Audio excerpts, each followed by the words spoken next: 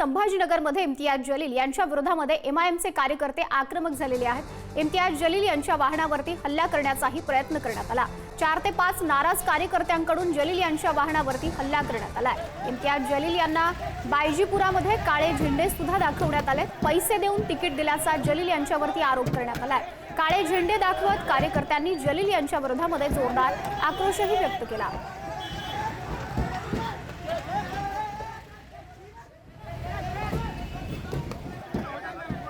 मराठी का मैं बोल दिया हूँ। देखिए मैंने मराठी में पूरा बोल दिया हूँ। तो अभी 13 नंबर प्रभाग और 14 नंबर प्रभाग के अंदर हमारी रैली थी। पुलिस की परमिशन ली गई थी और रैली शांतिपूर्ण तरीके से लोगों के बीच में जा रही थी।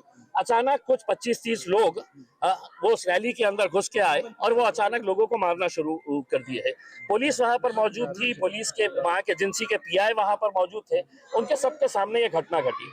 उसके बाद जब हम जहां पर से जा रहे थे तो शाहगंज के अंदर ये जो कैंडिडेट का ऑफिस है वहां के पूरे लड़के गाड़ियों के ऊपर आए और उनके हाथ में फाइटर थे, चाकुआ थे।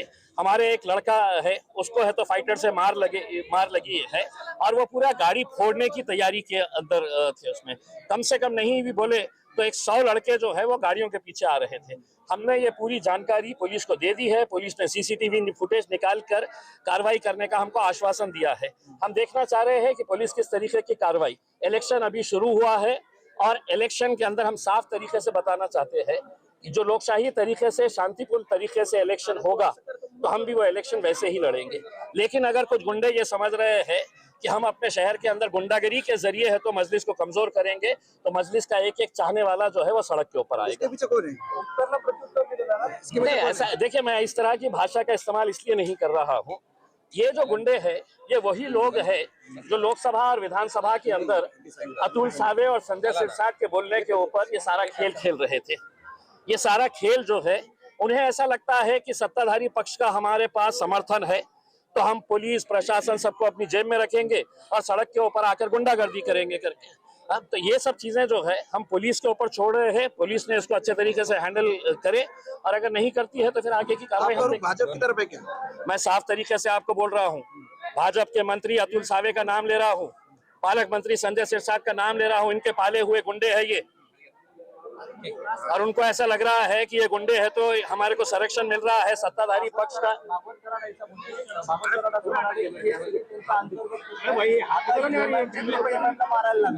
कोई मारने वारने की बात नहीं हो रही है।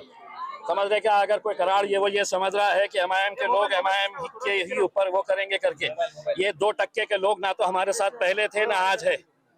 इनका सिर्फ है तो इलेक्शन के वक्त धंधा करने का काम है। अगर अच्छे तरीके से इलेक्शन होगा हम अच्छे तरीके से इलेक्शन लड़ेंगे। अगर कोई टेढ़ा होगा तो हम उसी तरह से उससे भी ज्यादा टेढ़े होकर दिखाएंगे। मराठी का मैं बोल दिया हूँ। देखिए मैंने मराठी में पूरा बोल दिया हूँ। तो अभी 13 नंबर प्रभाग और 14 नंबर प्रभाग के अंदर हमारी रैली थी। पुलिस की परमिशन ली गई थी और रैली शांतिपूर्ण तरीके से लोगों के बीच में जा रही थी। अचानक कुछ 25-30 लोग वो उस रैली के अंदर घुस के आए और वो अचानक लोगों को मारना शुरू कर दिए है। पुलिस वहां पर मौजूद थी, पुलिस के वहां के एजेंसी के पीआई वहां पर मौजूद थे। उनके सबके सामने ये घटना घटी। उसके बाद जब हम जहां पर से जा रहे थे तो शाहगंज के अंदर ये जो कैंडिडेट का ऑफिस है वहां के पूरे लड़के गाड़ियों के ऊपर आए और उनके हाथ में फाइटर थे, चाकुआ थे। हमारे एक लड़का है उसको है तो फाइटर से मार लगी है और वो पूरा गाड़ी फोड़ने की तैयारी के अंदर थे। उसमें कम से कम नहीं भी बोले तो 100 लड़के जो है वो गाड़ियों के पीछे आ रहे थे। हमने ये पूरी जानकारी पुलिस को दे दी है। पुलिस ने सीसीटीवी फुटेज निकाल कर कार्रवाई करने का हमको आश्वासन दिया है। हम देखना चाह रहे हैं कि पुलिस किस तरीके की कार्रवाई। इलेक्शन अभी शुरू हुआ है और इलेक्शन के अंदर हम साफ तरीके से बताना चाहते हैं कि जो लोकशाही तरीके से शांतिपूर्ण तरीके से इलेक्शन होगा तो हम भी वो इलेक्शन वैसे ही लड़ेंगे। लेकिन अगर कुछ गुंडे ये समझ रहे हैं कि हम अपने शहर के अंदर गुंडागिरी के जरिए है तो मजलिस को कमजोर करेंगे तो मजलिस का एक एक चाहने वाला जो है वो सड़क के ऊपर आएगा। नहीं, ऐसा देखिए, मैं इस तरह की भाषा का इस्तेमाल इसलिए नहीं कर रहा हूँ। ये जो गुंडे हैं ये वही लोग हैं जो लोकसभा और विधानसभा के अंदर अतुल सावे और संजय सिरसाट के बोलने के ऊपर ये सारा खेल खेल रहे थे। ये सारा खेल जो है उन्हें ऐसा लगता है कि सत्ताधारी पक्ष का हमारे पास समर्थन है तो हम पुलिस प्रशासन सबको अपनी जेब में रखेंगे और सड़क के ऊपर आकर गुंडागर्दी करेंगे करके। अब तो ये सब चीजें जो है हम पुलिस के ऊपर छोड़ रहे हैं, पुलिस ने इसको अच्छे तरीके से हैंडल करे, और अगर नहीं करती है तो फिर आगे की कार्रवाई हम देखेंगे। भाजपा की तरफ है क्या? मैं साफ तरीके से आपको बोल रहा हूँ, भाजपा के मंत्री अतुल सावे का नाम ले रहा हूँ, पालक मंत्री संजय सिरसाट का नाम ले रहा हूँ। इनके पाले हुए गुंडे हैं ये, और उनको ऐसा लग रहा है कि ये गुंडे हैं तो हमारे को संरक्षण मिल रहा है सत्ताधारी पक्ष का।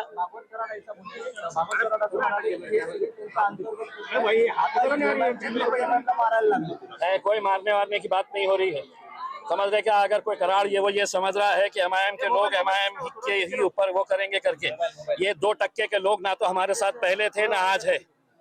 इनका सिर्फ है तो इलेक्शन के वक्त धंधा करने का काम है। अगर अच्छे तरीके से इलेक्शन होगा हम अच्छे तरीके से इलेक्शन लड़ेंगे, अगर कोई टेढ़ा होगा तो हम उसी तरह से उससे भी ज्यादा टेढ़े होके दिखाएंगे। मराठी के अंदर बोल दिया हो। तर इम्तियाज जलील यांच्या वाहनावरती हा हल्ल्याचा प्रयत्न केला गेला। आता मात्र ही सर्व परिस्थिती नियंत्रणामध्ये आणली गेलेली आहे।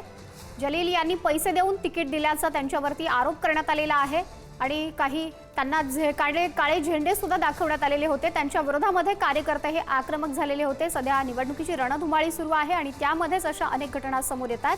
छत्रपती संभाजीनगरमधून त्यांच्या वाहनावरती हल्ला करण्यात आला। कार्यकर्ते त्यांच्या विरोधामध्ये आक्रमक झालेले होते। पैसे देऊन जलील यांनी तिकीट वाटप केलं असं त्यांच्यावरती आरोप करण्यात आला आणि त्यावरूनच हे सर्व कार्यकर्ते आक्रमक झालेले होते आणि त्यांच्या वाहनावरती हल्ला करण्याचा प्रयत्न केला गेला। त्यांच्या विरोधामध्ये हा सगळा रोष सुद्धा बघायला मिळाला। त्याप्रमाणे मजलिस पार्टीला पुढे नेण्यासाठी सगळं काही प्रयत्न। आरोप कलीम कुरेशी यांच्यावर आहे का? त्यांचं असं म्हणणं आहे की तुमचेच लोक हल्ला करतात आणि तुम्हाला प्रसिद्धीसाठी हे तुम्ही केलाय। तुमचा घाणेरड्या लोकांचा हल्ला करून आम्ही प्रसिद्धी घेणार। सर कॅमेरा पण आम्हाला प्रसिद्धीची आवश्यकता नाही आहे। 16 तारखेला कळेल त्यांना। नाव कलीम कुरेशीने हे सगळं घडून आणलंय का?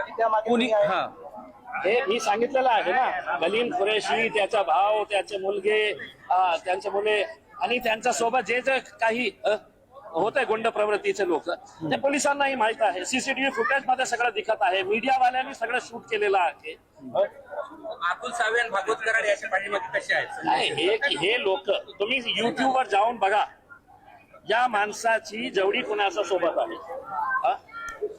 ते एकनाथ शिंदे साहेबांचे जितके इकडचे पदाधिकारी आहे त्यांच्या सोबत फिरणारा तो माणूस, कारण त्यांचे सगळे 2 नंबरचे धंदे आहे। ते 2 नंबरचे धंदेला संरक्षण देण्यासाठी हे यांच्या मागे पुढे फिरत असतं, स्पष्टपणे सांगितलेलं आहे। तर निवडणुकीत जर असं होत असेल तर कसं होईल? आता असं झालं तर तुम्हाला काही लागलंय का? तुमच्यावर हमला झालाय, जसं तसं होणार। ओके,